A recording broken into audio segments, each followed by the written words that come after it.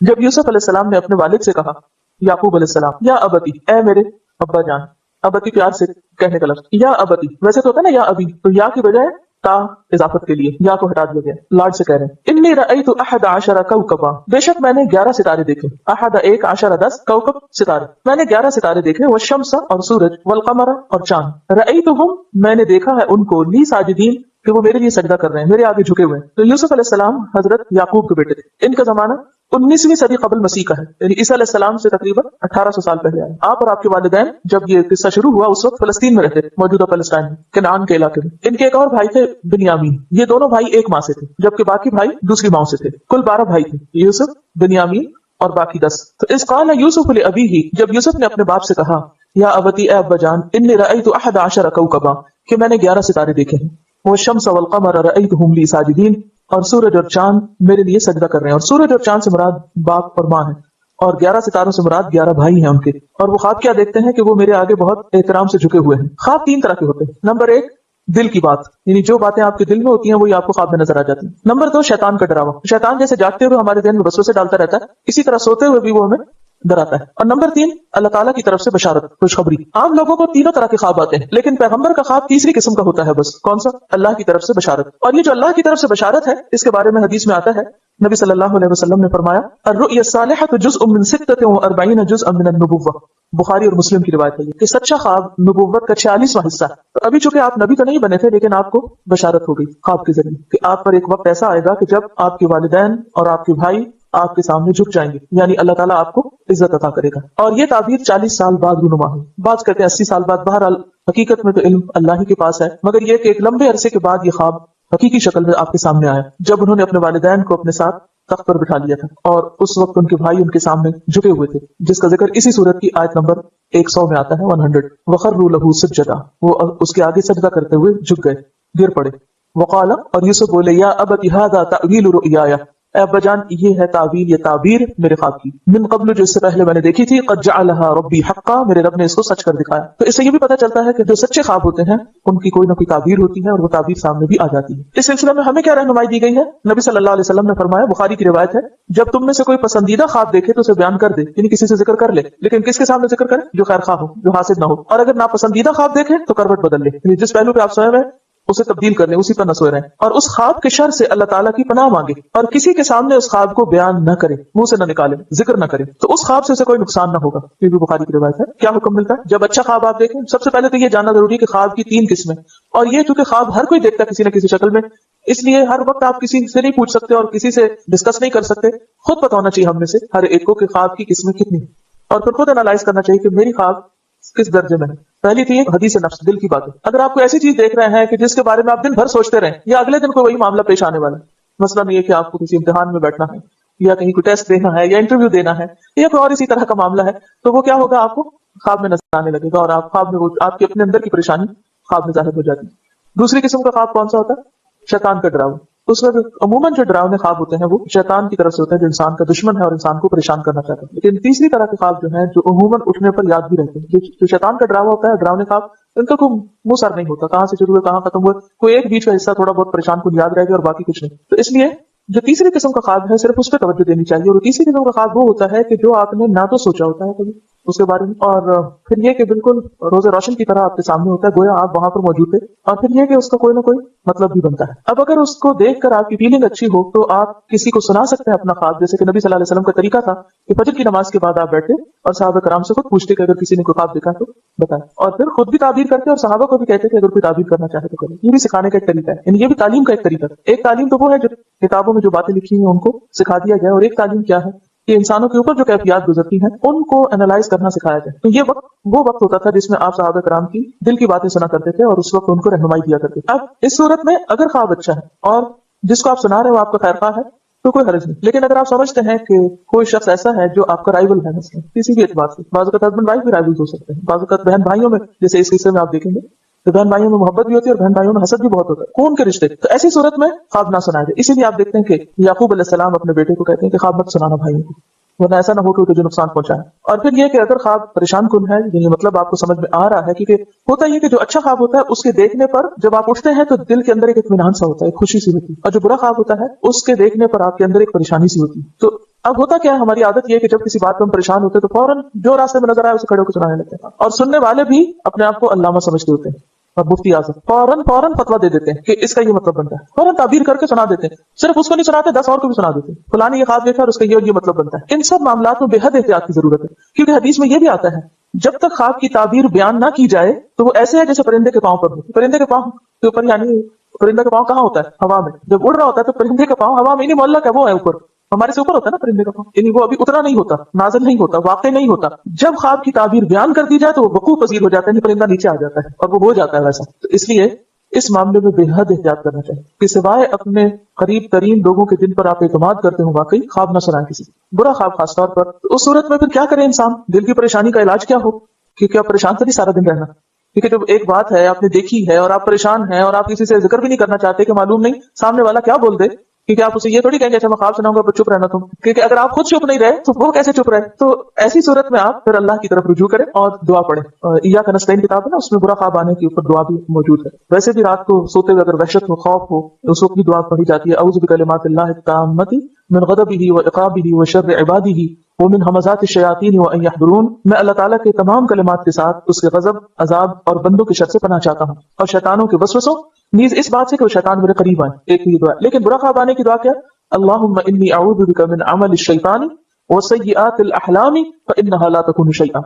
اے اللہ میں اپنے آپ کو تیری پناہ میں دیتا ہوں شیطان کے عمل سے اور برے خوابوں سے، کیونکہ وہ کوئی حقیقت نہیں رکھتے، یعنی انسان ان کو خود نگیٹ کرے کہ اللہ اگر کوئی چیز ایسی ہے بھی تو تو میری حفاظت کر، ورنہ یہ ہے کہ میرے دل سے اس کا خیال چلا جائے، کیونکہ خواب تو خواب ہی ہے نا، خیال ہے، ابھی اس کی حقیقت تو نہیں جب تک کہ وہ واقع نہ ہو جائے۔ اسی طرح ایک اور دعا بھی ہے، اعوذ بکلمات اللہ التامات التی لا یجاوزہن بر ولا فاجر من شر ما ينزل من السماء وما يعرج فيها ومن شر ما ذرأ في الارض وما يخرج منها ومن شر فتن الليل وفتن النهار ومن شر طوارق الليل والنهار الا طارقا يترك بخير یا رحمان۔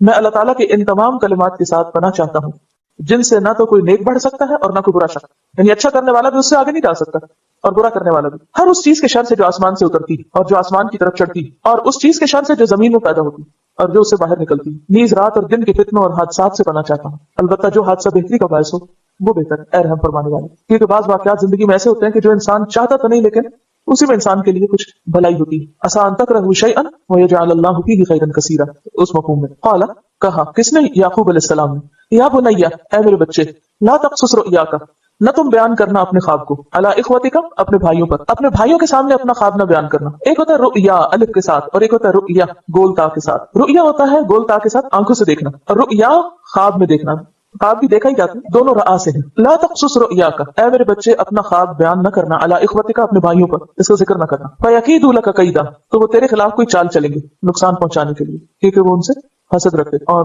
والدین کو یہ بات سمجھ میں آ جاتی ہے جب ایک بچے کے ساتھ دوسرے بچے زیادتی کر رہے ہوتے ہیں، تو اس علم کی بنا پر یعقوب علیہ السلام نے یوسف کو نصیحت کی، ان الشیطان للانسان عدو مبین، بے شک شیطان انسان کا کھلا دشمن ہے۔ انسان سے مراد آدم اور حوا اور ان کی اولاد ہے، کیونکہ اس شیطان نے آدم اور حوا کے ساتھ دشمنی کی تھی تو ان کی اولاد کے ساتھ بھی دشمنی کرتا ہے، وہ تمہارا دشمن ہے، اس لیے اس کی دشمنی سے بچ کے رہنا۔ یعنی ٹھیک ہے وہ تمہارے بھائی ہیں، تمہارے ساتھ اچھے نہیں، لیکن اصل بات یہ کہ ان کے پیچھے بھی شیطان لگا ہوا ہے۔ اس سے یہ بات بھی پتہ چلتی ہے کہ جو حاسد ہوتا ہے خاص طور پر اس سے احتیاط برتنی چاہیے۔ جب یہ پتہ چل جائے کہ کوئی شخص آپ کے ساتھ جیلس ہے، چاہے آپ کی جاب پر یا آپ کے گھر میں یا کہیں پر بھی، تو پھر انسان اس کے ساتھ بات کرتے ہوئے، معاملہ کرتے ہوئے محتاط رہے۔ اور اس میں ایک تعلیم یہ دی گئی ہے، صحیح الجامع کی ایک حدیث ہے کہ نبی صلی اللہ علیہ وسلم نے فرمایا استعینوا علی انجاح حوائجکم بالکتمان، اپنی حاجات کی تکمیل میں خاموشی سے کام لو، یعنی چھپا کے کام کرو۔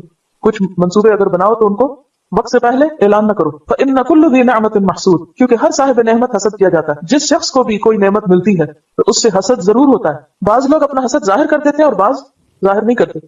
بعض لوگ آپ کے دوست بنے رہتے ہیں حالانکہ وہ آپ کے حاسد ہوتے ہیں، ان کی دشمنی نظر نہیں آتی، لیکن شیطان چونکہ دشمن ہے اس لیے کچھ نہ کچھ ان کے ذریعے نقصان پہنچاتا رہتا ہے، اور خصوصاً تعلقات کے بگاڑ میں، ہاں وہ تعلق شوہر اور بیوی کا ہو تو شیطان کا کام کیا ہوتا ہے کہ ان کے درمیان پھوٹ ڈلوائے رکھے، کوئی نہ کوئی ایسی بات روز چھیڑ دے کہ جس کی وجہ سے دونوں کے تعلقات خراب رہیں۔ اسی طرح جو بھی پیار کے رشتے ہوتے ہیں، ہاں وہ بہن بھائیوں کے ہوں یا دوستوں کے ہوں، ان سب رشتوں میں وہ دشمن جدائی ڈالنا چاہتا ہے، کیونکہ اچھی اولاد، اچھے والدین، اچھا شوہر یا بیوی یا اچھے دوست، یہ سب کیا ہے؟ دراصل اللہ کی نعمت ہے بہت بڑی، اور جس کو بھی کوئی بڑی نعمت ملتی ہے اس کا امتحان اتنا ہی سخت ہوتا ہے۔ بعض اوقات انسان اس کی ناقدری کرواتا ہے، ناشکری کرواتا ہے، اور بعض اوقات کوئی نہ کوئی ایسا فتنہ ڈالے رکھتا ہے کہ جس کی وجہ سے ان رشتوں کی باہمی محبت ختم ہو جاتی ہے۔ یا کم ہو جاتی. اور یہ سب دراصل شیطان کا شر ہے. یہ وجہ ہے کہ اگر آپ غور و فکر کریں جتنے بھی آپ کے آس پاس کے تعلقات ہیں ان سب تعلقات کی خرابی کے پیچھے شیطان کا شر ہوتا ہے اور لوگوں کا حسد ہوتا ہے. قال یا بنی لا تقصص رؤیاک علی اخوتک فیکیدوا لک کیدا ان الشیطان للانسان عدو مبین. پھر وہ خود اس کی تعبیر کرتے ہیں. یوسف علیہ السلام کی خواب کی تعبیر کون کرتے ہیں؟ ان کے والد. وکذالک یجتبیک ربک. اس خواب سے یہ پتہ چلتا ہے کہ تیرا رب تجھے چن لے گا یعنی نبوت سے سرفراز کرے گا. ویعلمک من تأویل الاحادیث. اور تمہیں باتوں کی تعویل کا علم دے گا.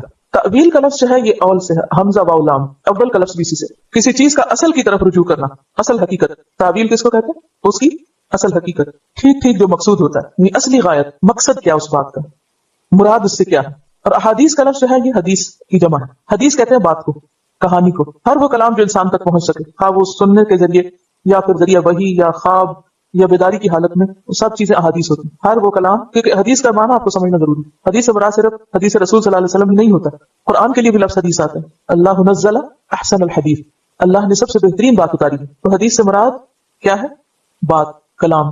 ہر وہ کلام جو انسان تک پہنچے خواہ وہ سننے کے ذریعے خواہ وہ وحی کے ذریعے خواہ وہ خواب کے ذریعے کوئی بھی ذریعہ ایسا ہو کہ جس سے ایک بات انسان کے پاس آئے کو واقعہ کو خبر. تو تعویل یہ ہے کہ انسان اس بات کو سن کر اس کا اصل مقصد سمجھ آئے. اب دیکھیں کہ لوگ مثلاً آپ سے کوئی آ کے ملتا ہے آپ کو کوئی بات سناتا ہے کسی کی کوئی بات کرتا ہے کوئی قصہ سناتا ہے کوئی آپ کو فون کرتا ہے کال کرتا ہے کوئی بات آپ سے کرتا ہے کوئی شخص کسی اور کا قصہ آپ کو سناتا ہے یا کچھ آپ پڑھتے ہیں. اب اس میں کیا ہوتا ہے کبھی تو آپ بات سنانے والے کا مطلوب اور مقصود جان لیتے ہیں اور کبھی آپ کو نہیں سمجھ آتی کہ اس نے بات کیوں کہی اپنی کم علمی کی ہوتی.